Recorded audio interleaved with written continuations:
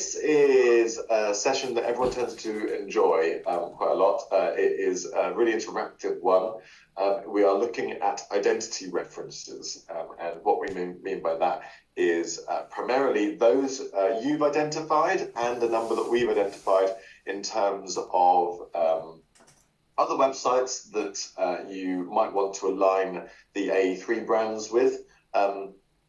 And just effectively aiming to position you guys alongside those other brands in terms of what you like about them, what you don't like, and what have you.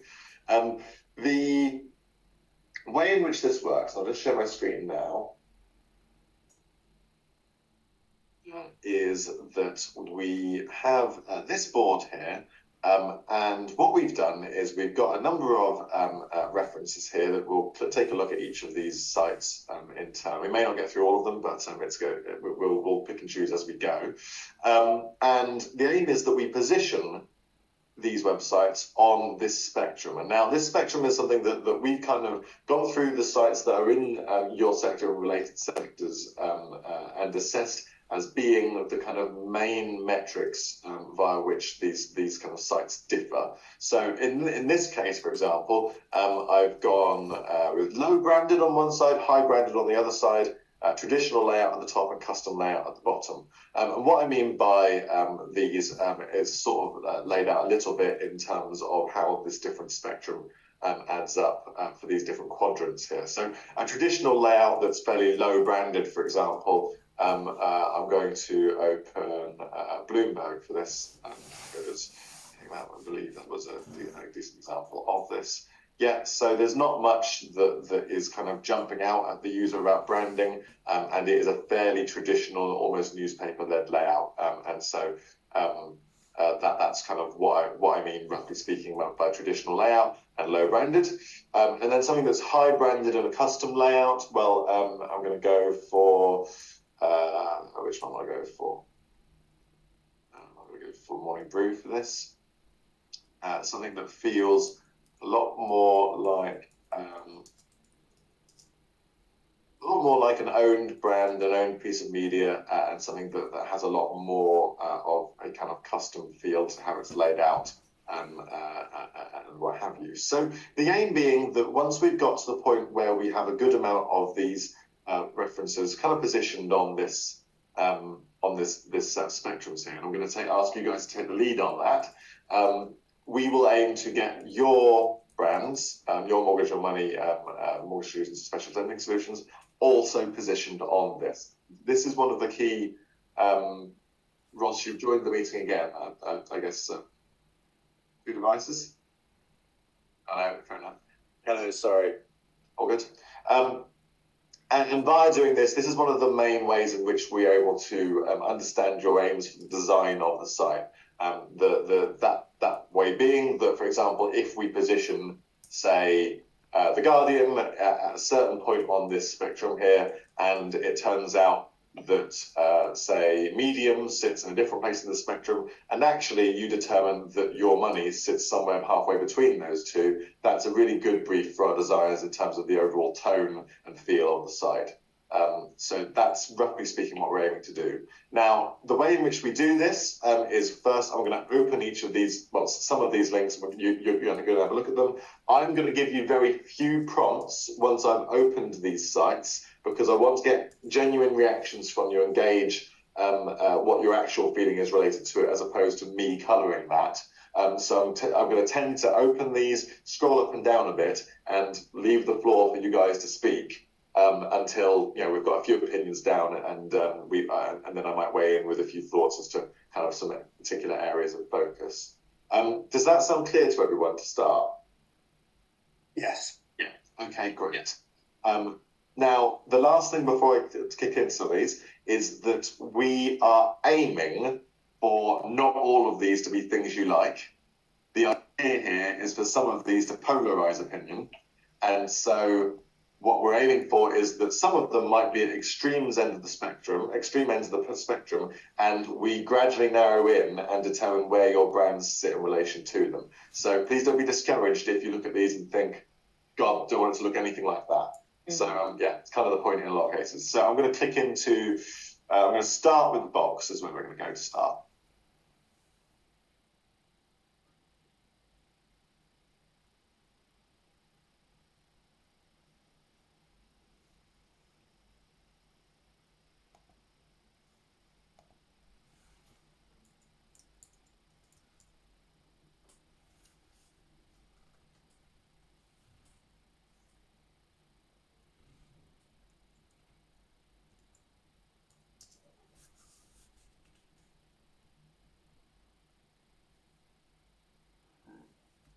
You want to venture anything to start? Keep clicking around. Well, I've got one question. When just referencing back to your grid, when you talk about high brand and low brand, is that brand as in the brand of the website and the visibility of that brand? Effectively, yes. So to give an example here, you've got the yellow is a key thing. Yeah, and that's kind of where I was going to start, because I did, as you scroll down, whilst it's not in your face immediately, there's clearly consistent colouring throughout the site and constant reference there. So on the right hand side, as you've just gone past, Vox video, I think that was a Vox something else, a Vox. So there's repetition with the brand. So I think I don't know whether it's extreme high brand, but there seems to be quite a high brand. Yeah, I think I'd agree with you. It kind of depends quite heavily on the type of website we look at. In terms of media websites, I would say this brand's more than most, because quite a lot of the time it is fairly minimal what you see on sites like this. Yeah, I mean, I really like how it unpacks the kind of most popular stories at the top. I guess one of the things I was going to mention around our sort of requirements is and especially on the consumer side, is around viewability and ensuring that content is viewable kind of high up the page, which that delivers. And then the way it seems to unpack some of the sections further down the page is appealing, for sure. I can see there's a blend of image-led articles and some just text-based, which I think works quite well on our B2B sites.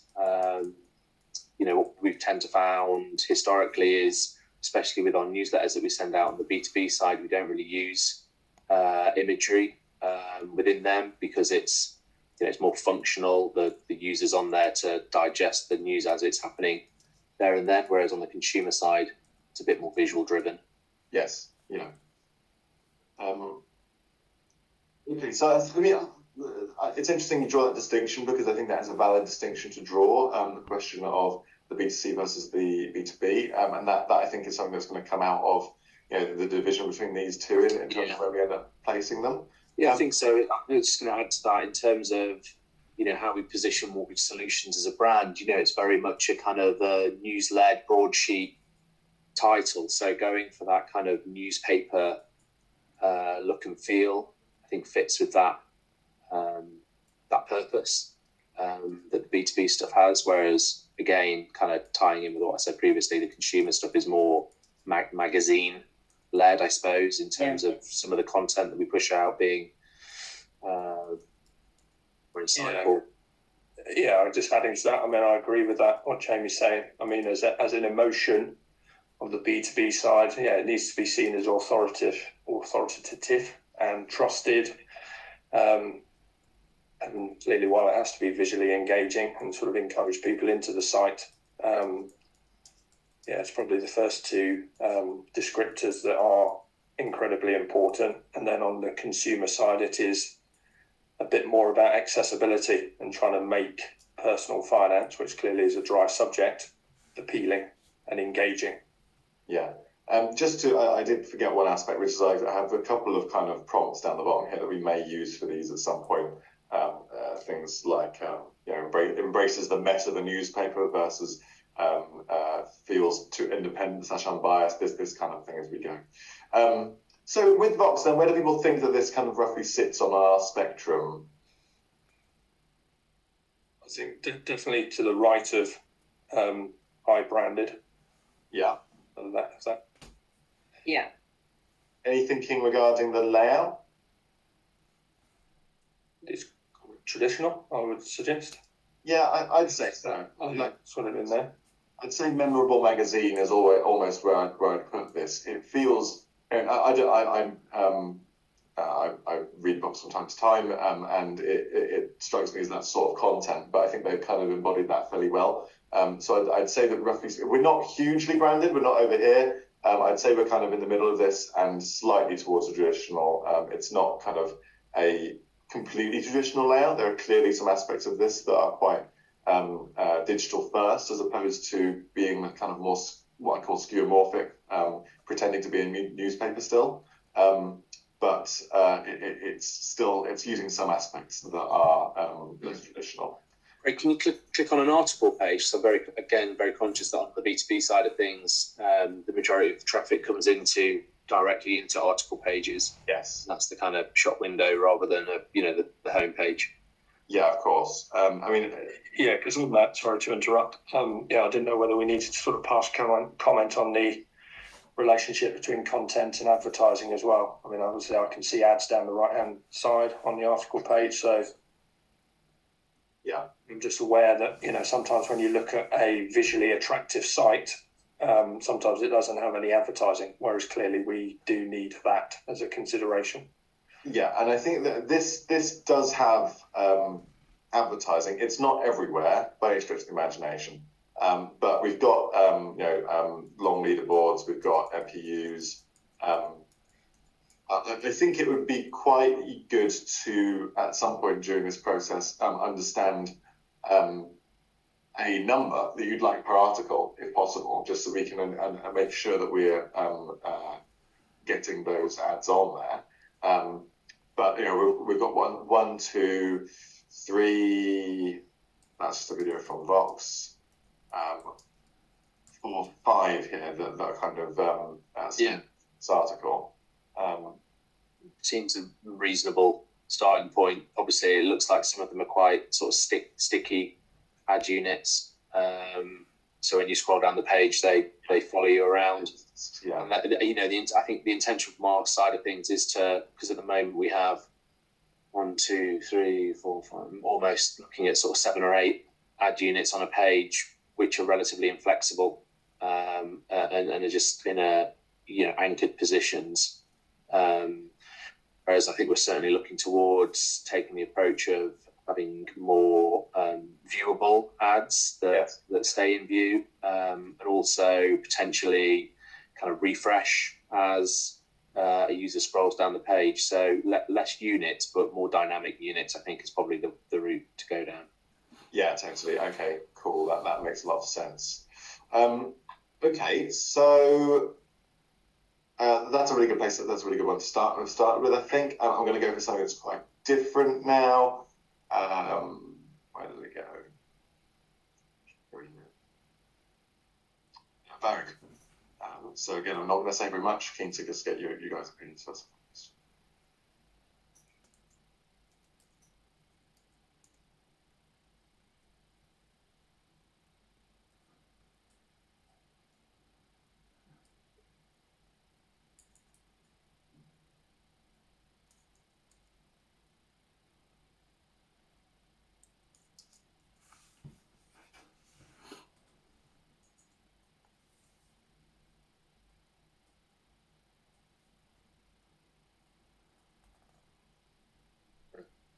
It's really elegant. Yeah, it's beautiful, isn't it? It's funny. I was going to use the same word, Joe. But it's still a print first publication, I'm assuming, and it's very image led. And to be brutally honest, our image libraries, the pictures, the portrait pictures of some of our clientele perhaps don't have the same impact.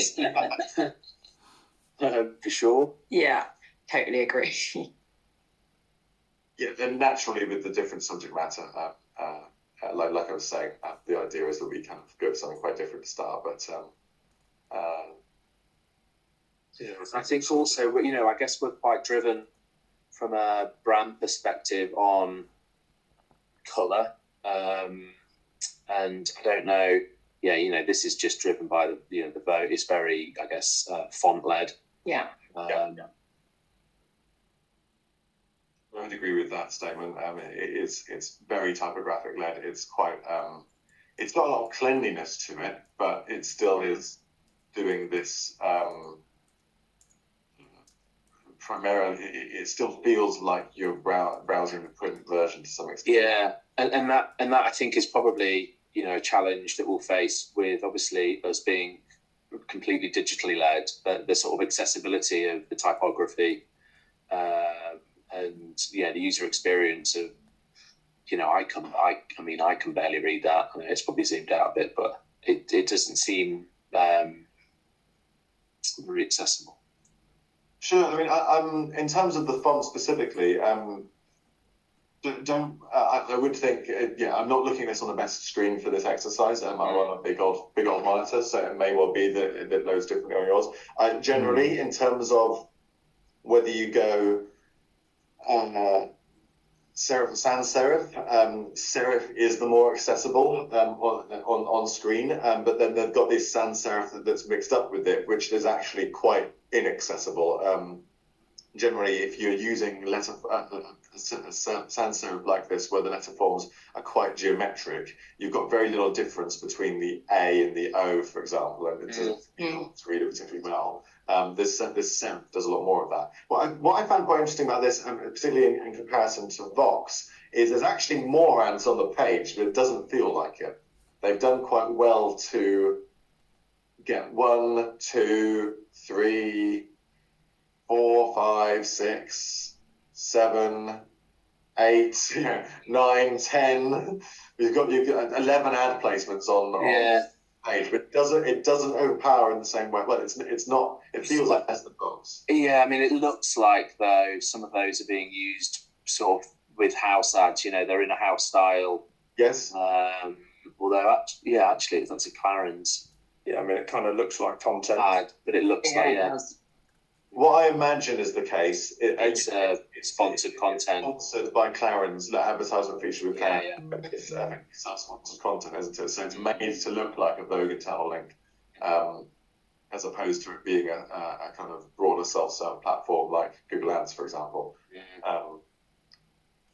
Whereas this one here is a Google ad, and links off to longshot.com. But I think it's probably where you're clicking, Craig, you'll get bombarded with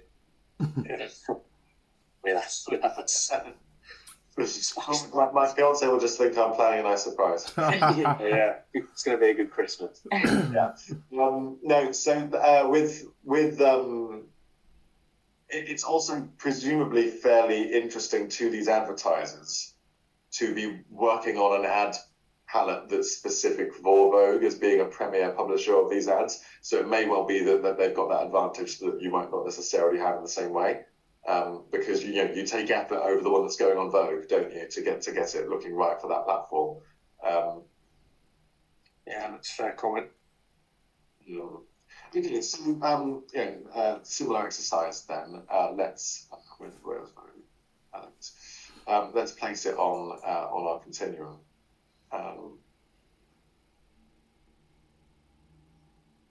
Guess you're in galleries for media, right? Yeah, I mean, I think we're probably kind of. It's certainly got some brand to it, but it doesn't overpower you with it. So I would say that we're kind of this spectrum low to high, and I'd say it is quite custom. I'd say we go down to there in terms of custom. Who would disagree with that? Seems about right. Okay, so we've got quite a different kind of set to start with. My thinking is you're probably between those two with all of these in terms of overall. So what I'm going to do as well is look at one that's more kind of newspaper wide appeal outlet, corporate and visual voice, and then we can hopefully start to narrow the gap out between all four of them. Okay, so let's go for. I'm going to go for Money Saving Expert next. That's very good for you.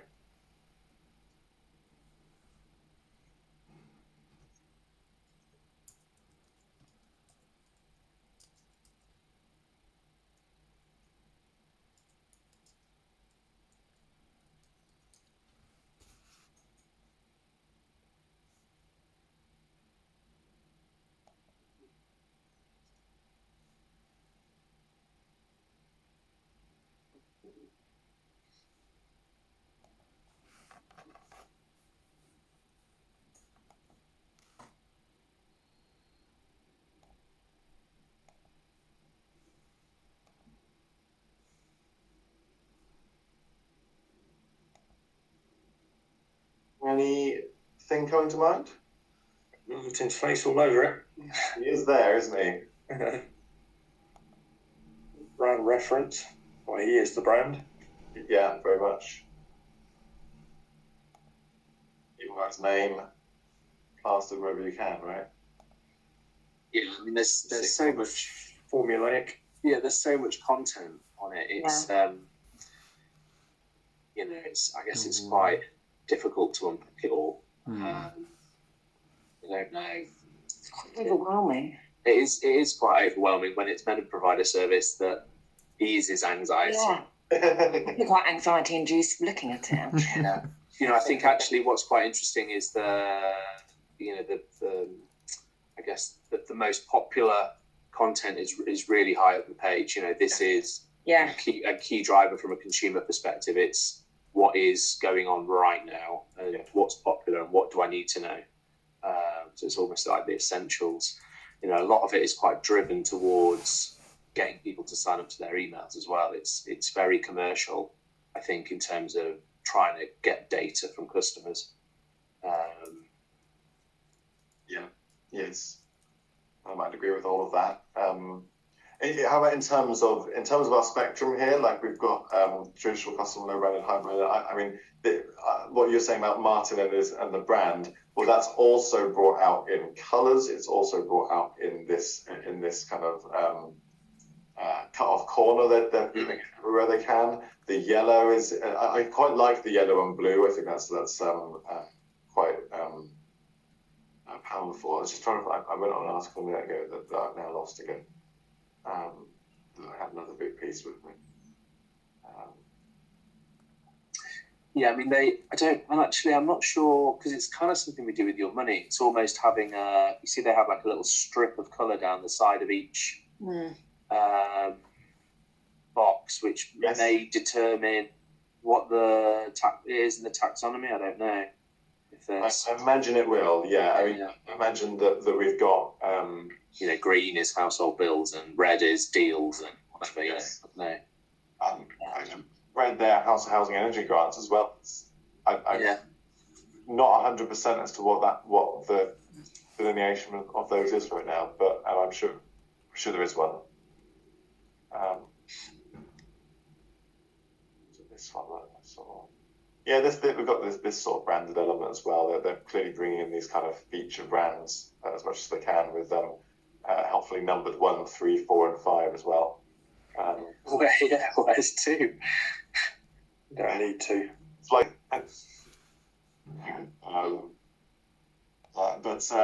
so there's quite a lot of different things going on here. I mean, you know what I was aiming to do here, so I think we're kind of getting to it, which is that this is definitely high branded. There's brand all over, and it is feeling quite custom in its layout as well. They've clearly kind of a lot of these articles will be heavily optimized, heavily planned, heavily curated. For some reason, this site didn't give me a nice little box with it, so you've got just the text now put in a nice.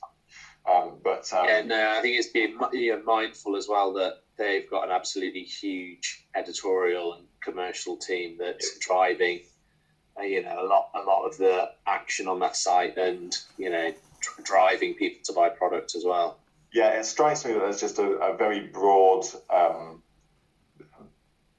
and planned basis for basically every action we're seeing here, right down to quite a lot of these articles feel crafted within different templates. This is quite a different template for an article and you've even got this nice kind of in this guide. This is clearly a guide, isn't it? And there's a guide type of article, and then you've got things that are more kind of here's a set of deals, which is a completely different layout. They've clearly kind of got these buckets of content, haven't they? Where it's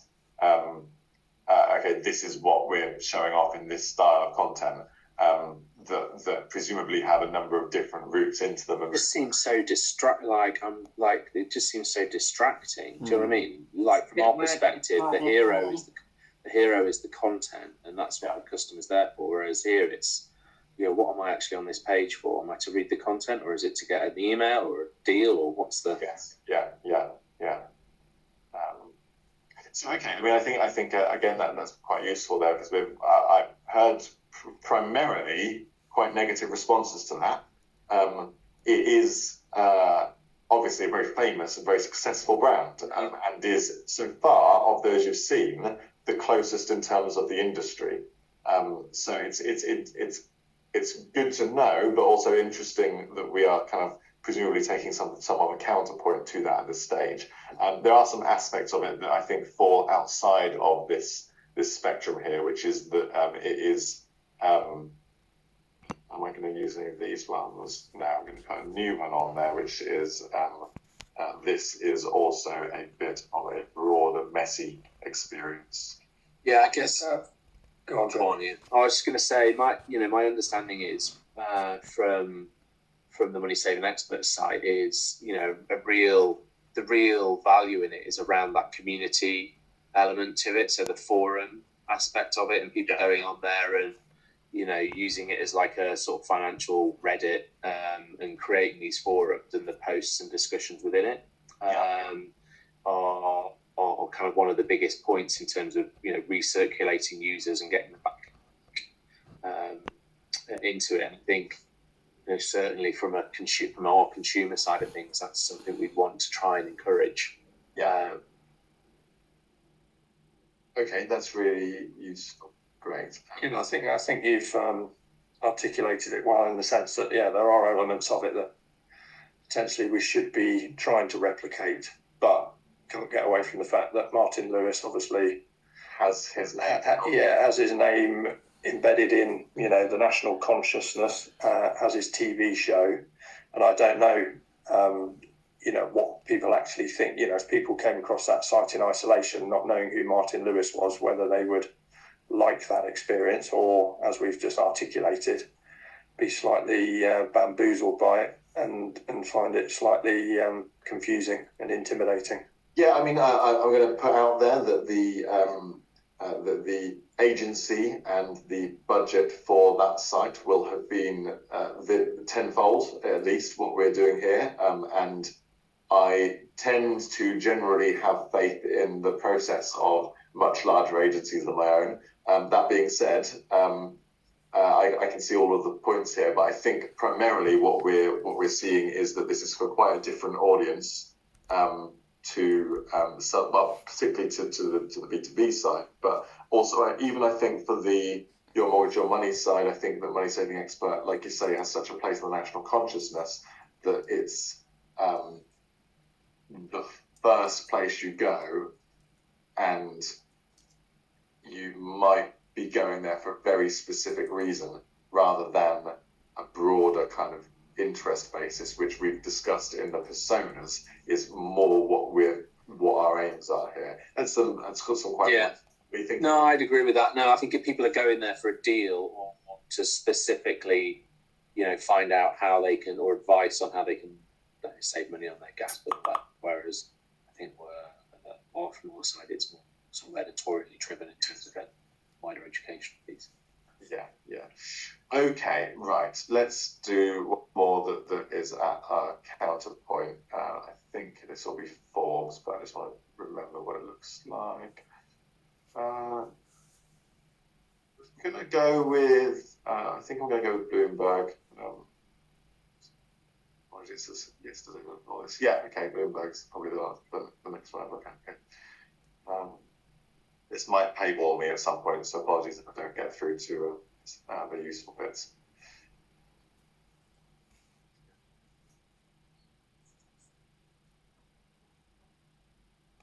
It's a traditional newspaper. Yeah. Low brand.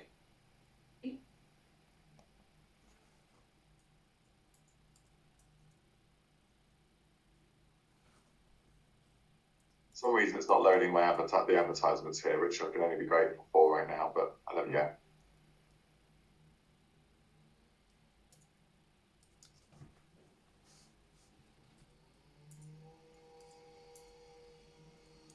Also see from this sort of thing who likes to advertise to Craig on on wider platforms. If Vogue were doing their job, they'd get some ads on here right now, or people like that.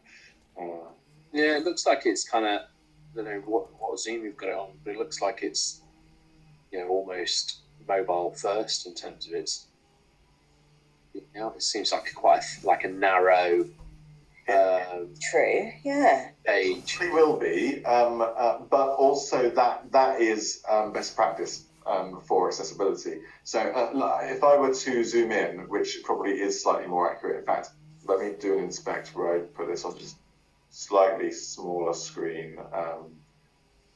Ross, remind me, is the best laptop kind of spec? Is it something like 1440 these days? Yeah. So yeah, that's probably more like, if you see this window with the edges there, what you might see this like on a regular thing. But generally, best practice is that your line length is no more than something like 80 or 90 characters. It's better for readability. It's like a newspaper column ultimately, and that's what they've done here. Is just keep it to that. They've also it's not what we're discussing, but they've also got this infinite scroll thing, and I just scroll to the bottom, and now I've got a new article. You saw it load there, and on the right hand side, once I got there, if I get to the bottom of this one, you'll see it flash purple here again, as it does the same thing for the next article, I'm sure. And I think we've discussed that before, because that was kind of on our radar as well, to whether that should be introduced or whether it's not best practice. I mean, it's quite a big thing to introduce. It's by no means a lightweight functionality. It's got some considerable heft behind it, and also I think that a lot of them do it via a third party as well. As to you've got to the end of this, and based on like something like Buconic, what am I looking at next? But we can discuss that in more detail if it's something you're keen to pursue. Yeah, from a readability perspective, I quite like it. I think it certainly does more than Vogue in the respect of readability. Certainly aiming for a really broad appeal. As we discussed earlier, I don't know. I mean, I know I did see I think it was an MPU down the right hand side just now. But would that enjoyment be disrupted if knowing that we need to have that relationship with advertising? But maybe we can be clever and have it in article. It's starting to want me to get through the paywall at this point. Yeah, here we go. Well, it wants me to know not bots, wants to know all sorts. It just thinks I'm clicking around in a weird way because I'm clicking through so many weird unrelated pages. I'm not sure if we're going to get much more out of Bloomberg. Okay, so let's, with that in mind, then we can replace them. I've made it fairly obvious where we're going with this one. A kind of advance on kind of, roughly speaking, where it sits here. Probably a bit slightly higher. Slightly higher, yeah, it's fairly its layout, and there's just not much around at all, is there? So, look, those are the four extremes that we'll look at most likely. At this point, what are people's instincts regarding where you guys would want to end up? Because you're only about halfway through, but probably B2B above the line, maybe heading towards Bloomberg, but halfway between Bloomberg and Vox, maybe. And then consumer under the line somewhere. I think the Bloomberg, the branding and colorways are really sort of matter of fact. Yeah, they're sort of block color, black and white, big red text. If it's latest or live, there's an urgency about it, which is quite nice. The use of bold and regular text kind of drives that urgency for people to get into it and unpack the information, which is actually quite nice. okay. I mean, I don't know, back to a previous sort of conversation, I don't know on Bloomberg, for example, or similar sites, how many templates they have. I know we're keen, obviously, to explored different templates for different sorts of content, even on the B2B side. So, today being the prime example with the autumn statement, a kind of hero, not quite as extreme as obviously the Martin Lewis example of Christmas deals, but, something that separates it from the norm. We've got sponsored content coming in from clients as well, which needs to be unpacked and presented. Yeah, I think, if you hopped onto the Guardian one, you'd see that's quite prevalent, I suppose, with today being on the statement day. It's the kind of content block at the top of the page. Yeah, that was what I was going to look at next. So I'm going to try and do in the last 20 minutes another 4, 2 above the line, 2 below the line, and hope to get to us to a point where we can position you between those. I hope these are also slightly less extreme examples as well, because that's how I planned it. But what am I going to do? I'm going to go 29. So there are quite a lot of references here. I'm just making sure that I've chosen the right ones to go through before I kind of commit, because we won't get through them all.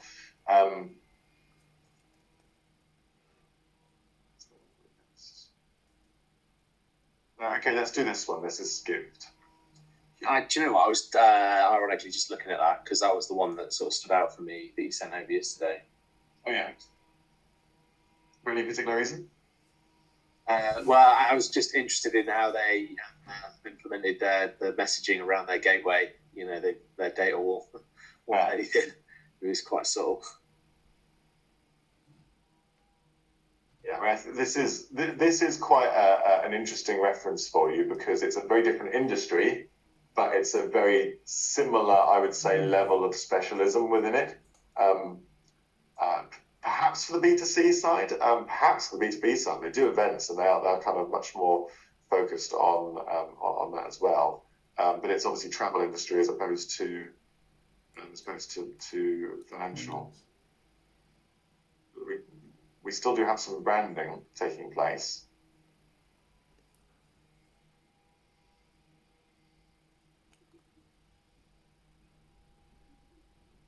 So it's different template for a research piece.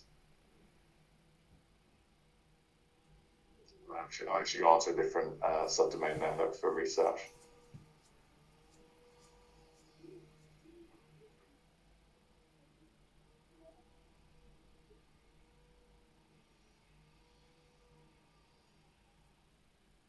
I hate that.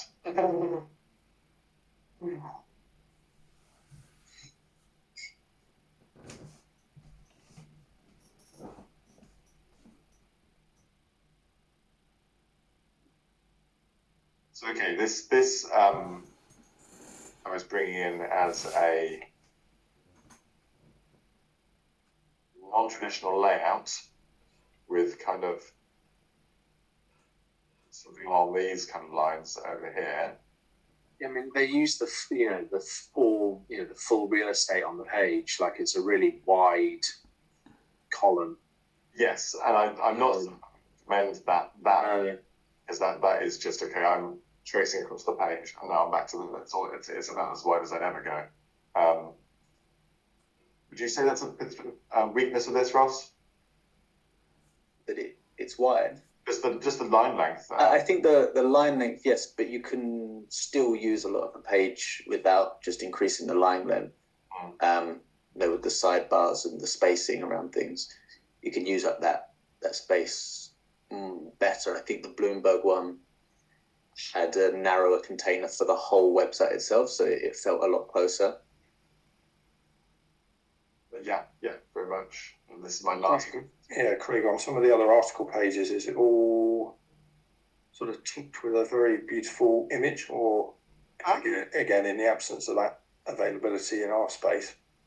Yeah, I mean, certainly on the consumer side, which is very viewability driven, erring away from big, hero images on articles is the way to go, because it's almost like 2 scrolls before you actually get to the content. Yeah, I would say that these are too big in terms of So they're not all that kind of glossy image. There are some legacy graphs, just areas where they don't have one at all. I would say the balance here is good, maybe a little bit too heavy still in terms of what you guys would do as an equivalent, but it's not like they have not accounted for not having images related to articles. They've clearly got instances where they do not intend to use a hero of any kind, and it still looks like a decent setup. Although that headline really upsets me that it is. Yeah. Okay. Yeah. So do we agree with this, roughly speaking? Where it is, it's definitely in the kind of custom layout direction, but it's not nearly as high branded as most of the expert. I'd say it's round the Vox kind of level. Maybe Vox goes a little bit this way. Agreed. Yeah, that looks right to me. And how does that influence where this star is feeling at the moment? Do we feel that it's fairly close, or do you think this is still going more towards low branded from there? Well, if I compare where it should be in relation to Vogue and what was it, Skift? Skift was what It's probably closer to Skift. We're going to go there for the moment. Right, let's try and find something that confirms that. Custom layout, low branded.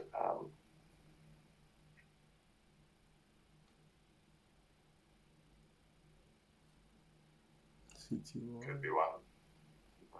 Just give me a sec. It's a very traditional layout. That's quite high branded. It's the Guardian.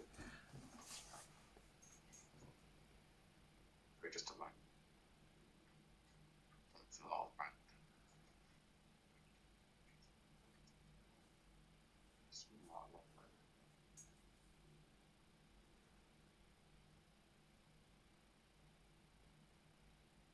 I think we're probably on.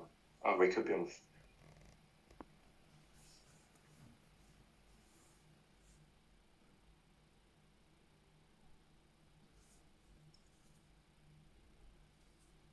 I think we've always had a soft spot for Forbes. Yeah.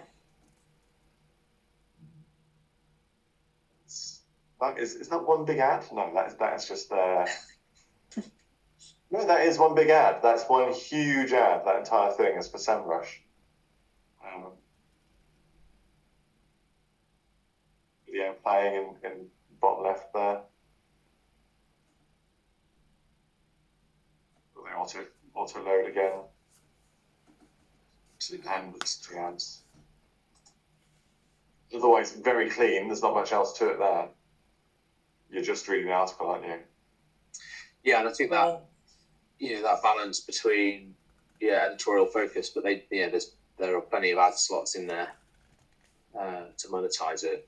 It's fine, but I guess it's that. I think they have an endless scroll as well. They do, yeah, and I've just been exploited by it, haven't I? It's how if we're not going to go down that approach, obviously, then how are we recirculating users once they finish with the article they've come in on?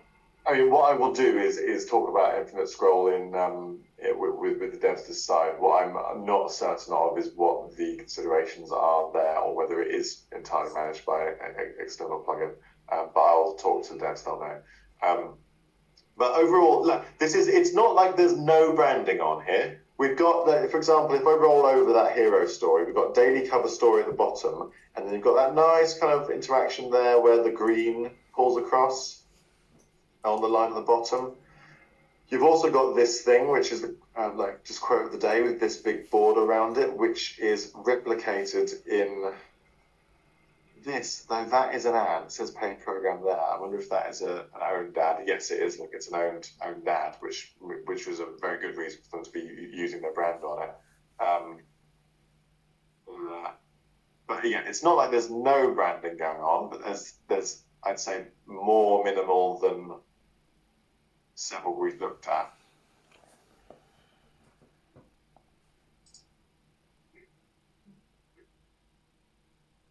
But you said you had a soft spot for this. Is there anything that has always kind of stood out to you about it? Well, visually appealing, looks clean. It feels as though you can find stuff that you're after. In terms of, I guess Jamie's point earlier about unpacking the content, that seems to be well thought through.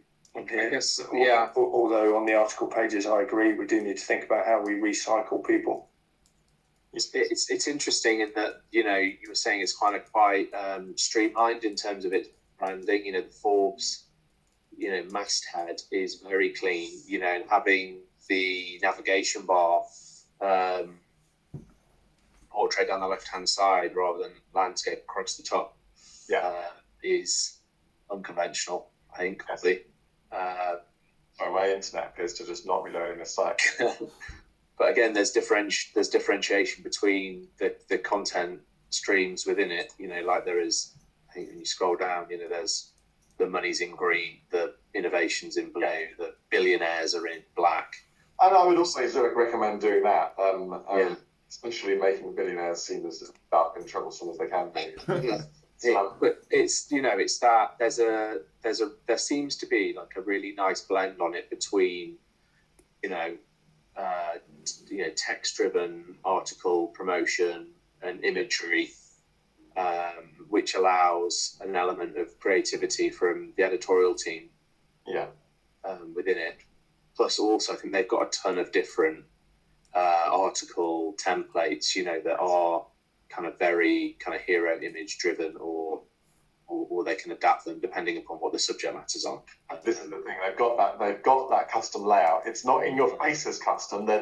What I think they've done really nicely, based on what you just said, is they are still feeling like a fairly traditional high-end publication, but it's actually not nearly as skeuomorphic. Are people familiar with that term? No. Skeuomorphism is when something that is on a digital screen tries to replicate still being its print ancestor. So, when you see a little calendar icon on screen that's still got the flipping paper, for example, that's a skeuomorphic icon. I think Forbes has avoided that. They still give the impression that you're reading a high-end and what was formerly a print-based publication, but they're actually not doing much that's related to print here. It feels like a digital experience, which I prefer compared to a lot of them in these. Yeah. It definitely evokes, kind of credibility. It feels aspirational. As you sort of mentioned. There's. I'd say we're high end there for it. It's and because it's much less branded than Skip. There's not any block colours of anything. You've just got these subtle hints of it.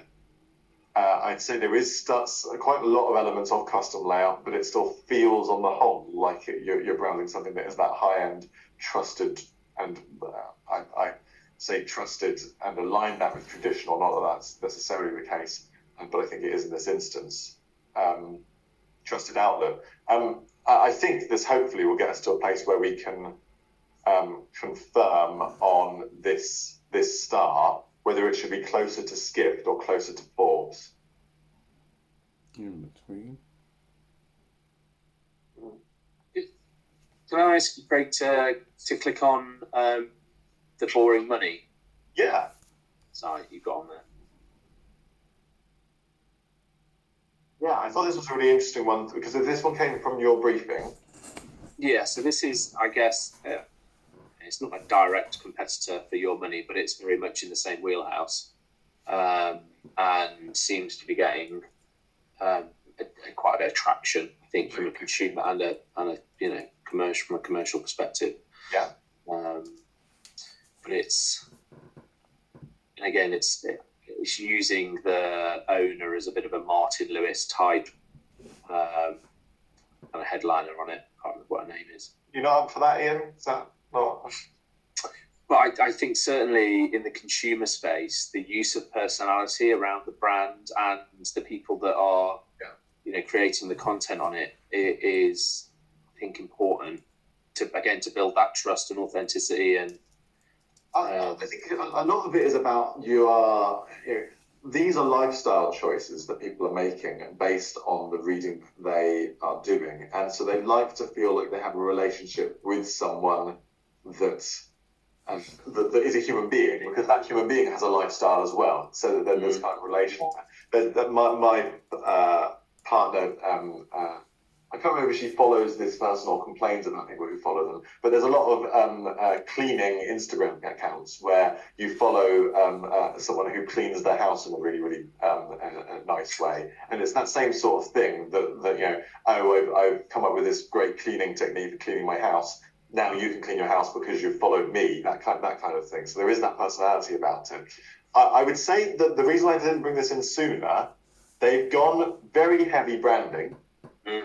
It feels much less like a publication and much more like a corporate tech company website almost. So it is quite different to where you are right now. It would be an interesting direction to take you, certainly. Yeah, I mean, obviously the purpose is to drive people to buy product from the lenders that they're featuring in their guides and their compare and choose sections.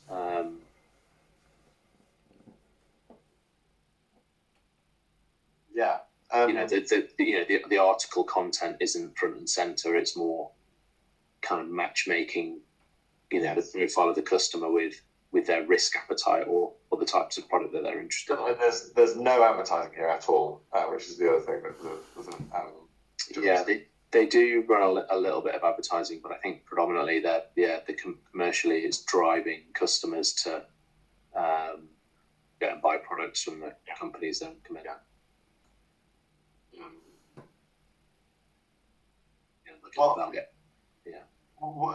Can I ask what you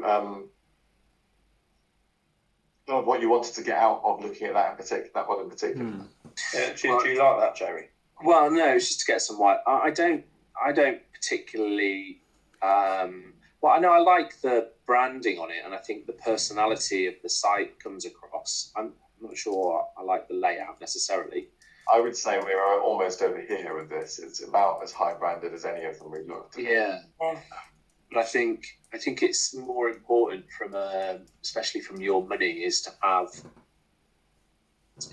the brand awareness. I think it's in terms of repetition in the consumer's consciousness. So when they click on Google and go, which website am I going to go and look at? Yourmoney.com is, how do we create that recognition and repetition in terms of clicking in just to in yourmoney.com, because the URL's there. I think the name of the site is that's one of the biggest USPs we've got on Your Money. So it's how do we build that kind of brand loyalty that dictates that it's the first one that people are going to type into the browser when they come online. Well, it may well be that what you're actually looking at is the B2C moving above this line, and the authority being more established by its layout, and your voice being more established by its brand. Now, we're going to probably run over a bit. Do people need to head off in 2 minutes? I'm okay. I'm okay. I'm okay from 15, I think. Okay, let's see if we can get us into 10 past 11 then. But I think we're narrowing this down. Sorry, just to add to that, I mean, it's an interesting point which I wanted to raise on the B2B side, because again, I think we've discussed it, but our advisor audience, bless them, are not very in tune with where they're either receiving content or appreciating where a great event experience is coming from. So again, on the B2B side, the brand recall and brand experience, and that relationship between brand and a great experience, it does need to be reinforced. Do we think that we're moving both of these to the right of the low branded, high branded line?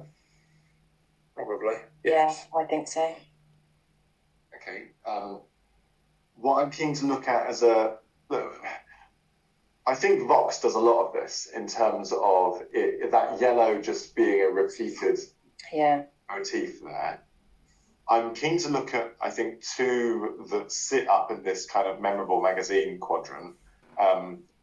One of which is The Guardian, which we probably more of us are familiar with.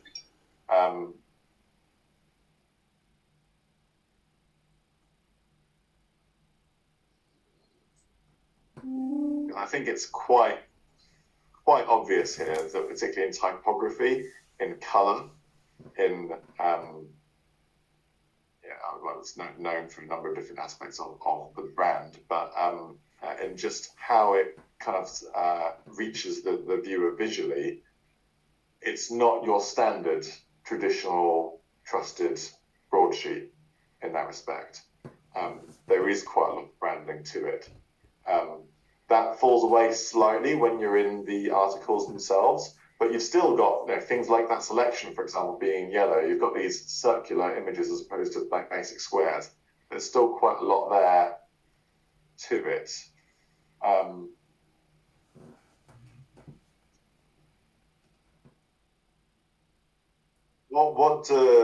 mean, in terms of The Guardian and where it sits on here, let's say we're more branded than Vox and more traditional layout than Vox. We're almost, I'd say, kind of there almost. The other one I was going to look at is this one, which is in Russian, which used to be a reference that I could say without caveating. Apologies for it being Russian, but it's actually quite useful that it is in Russian because it means you're not looking at what it's talking about. Again, it's a fairly high branded experience. You've got these colors, you've got these kind of speech bubble type interaction there. You've got these pastels and this serif, slant serif font is what that's called. But I don't know what I'm clicking on. It could be anything. But on the whole, you've still got this fairly traditional layout. You've got your masthead at the top here. You've got an article that's laid out like you'd expect an article to be laid out. You've got this standard sort of column down the center of the page.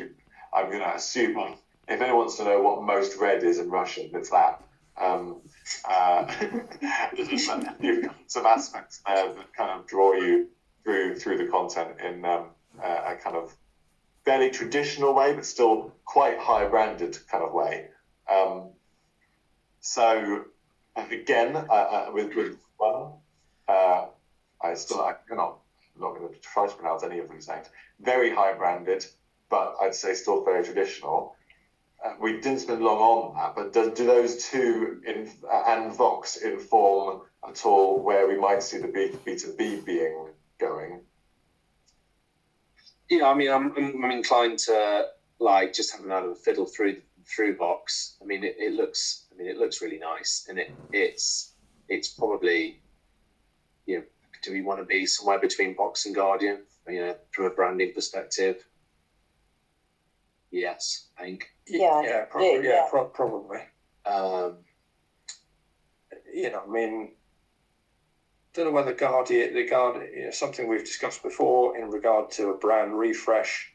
The Guardian looks great. It's it sort of ticks the boxes in terms of that authoritative approach, the trusted, the ability to unpack the content, present it in a logical and interesting and engaging format.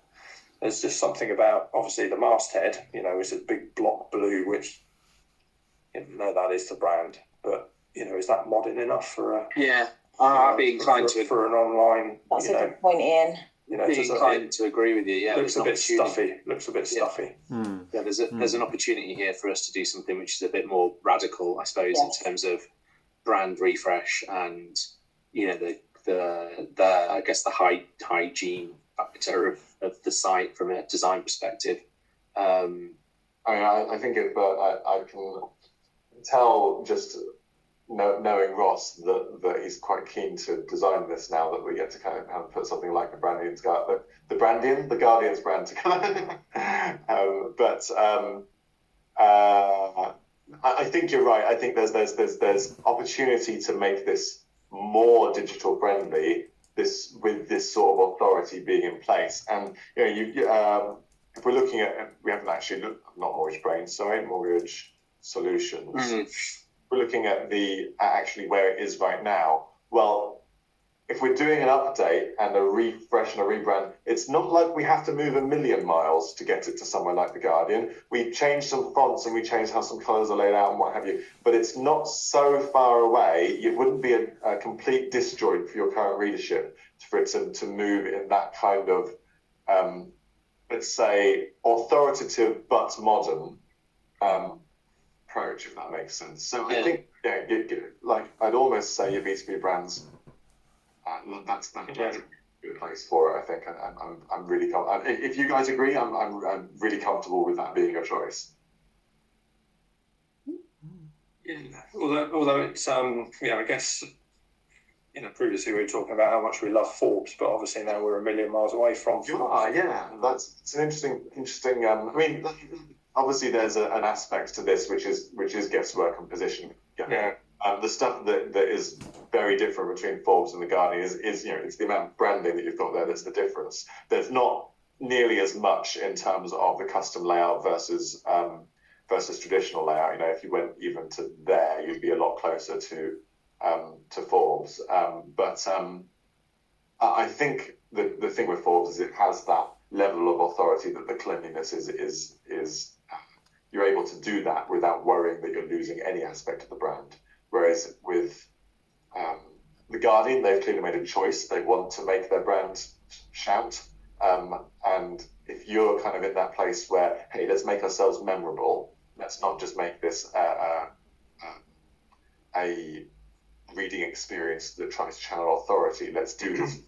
Yeah, I mean, and we're in quite a competitive space with 3 or 4 other brands that are very similar to us in terms of name. So helping us to differentiate ourselves from that using brand is important. I think that's one of the tools that we've got in the box.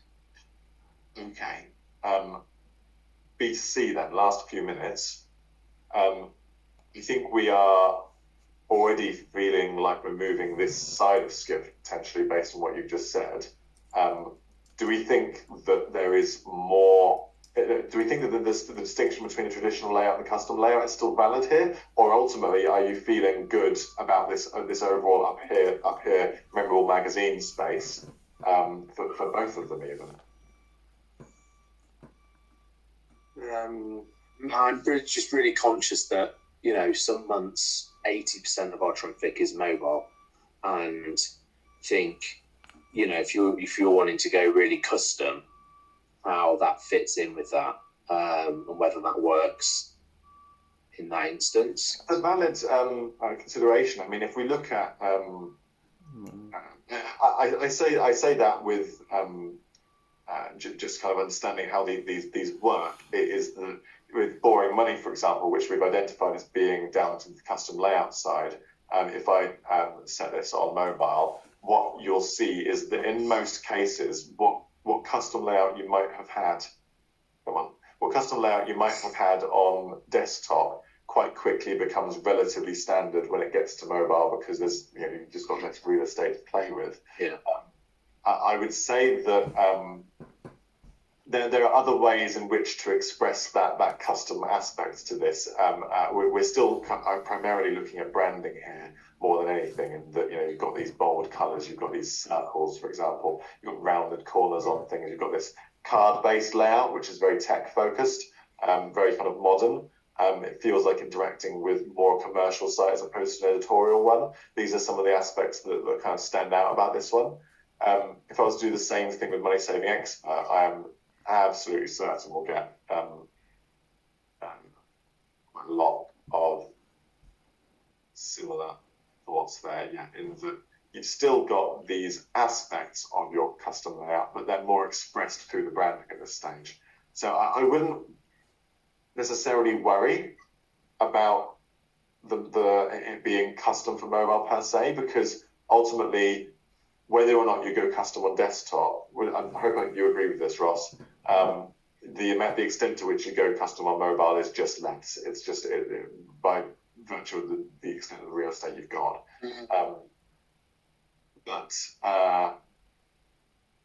with that being the case, it probably doesn't matter nearly as much if you're thinking at all about how we are running the project, then it's probably better value overall for the project that we get a closer design scheme that we can focus on more in terms of bringing out across the two family of sites, as opposed to something that's a long way away where we're dividing our efforts a little bit further.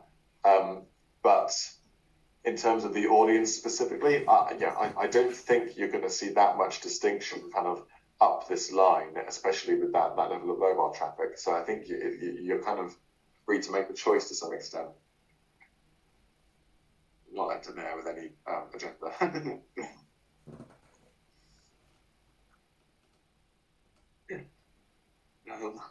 It's difficult, isn't it? It's not easy, but this is, to reassure you all, this is the funnest session we do during all of this, so it only gets worse from here. It's a really interesting way of looking at it. I think it's very helpful, actually, to have it laid out like this. Yeah, I mean, just going back to, I guess, the definitions of traditional and custom. You know, what are aspects of custom are there? Just to perhaps, yeah, I mean, let's look at what I'd call. Is it cleaner? Is it more modern? Is it fresher? Is it sort of just? I know we've all got to jump off in just a second, but just let's line here. So there's a lot of different aspects, and I've chosen some fairly arbitrarily to base this on. But if we look at Refinery 29, very image based, focused on images more than anything else. You've got something that is much less about what you'd expect a standard editorial style site to look like. You've got something that still encourages you to look at the specifics of kind of the articles involved, but it's much less how you would expect to necessarily find an editorial experience. Same for, I think, this one, which is CityWire. This is still fairly traditional, I'd say. I've clicked on the wrong one there. Medium, very, very custom, non-traditional layout. There's obviously primarily for the homepage, and it will be more similar once you get into the articles themselves. But I would say that this is one of the examples where you're getting, I'd say, most of your traffic on mobile, and for that I'd say that the traditional versus custom is more almost focused on what it means to be a digital first brand more than anything else. You've got quite a lot of traditional layouts still pretending they're a piece of print. City of Yam, I think, was an example. Owned platform, as opposed to being a traditional layout, is another way of thinking about it. Does that help your thinking at all, Varian? Yeah, it does. I think I guess we are a balance between the two, probably. Yeah. So probably there. Okay. Unless Jamie, Danielle, you disagree. Yeah, I think that's probably is about right. Yeah. Ross, how does that feel on the whole? Do you think what's your impression of the routes we've taken there? I think it's really good. I think it's really helpful to have had this conversation, to have listened in. I think I have an idea of what I'd want to do based on the conversations that we had today, and then I think we have the other meetings and sessions, but from a look and feel point of view, I think I have a good idea now. Yeah, great. Okay, that's really good. Okay then, great. Well, thanks so much, guys. I'm sorry to run over on you, but that's been really, really useful. It's like I say, it's always just a fun interactive session, and it helps people to kind of look at it in this model. The one tomorrow is more focused on brand, and I'm getting the agenda for that across to you shortly. Russ will be on that as well. But we've got a load of notes over here on those we've looked at. Otherwise, thanks so much. That's been great. Cheers. Miss you, day. Thanks. Right, Thanks, guys. See you. Tomorrow. Right.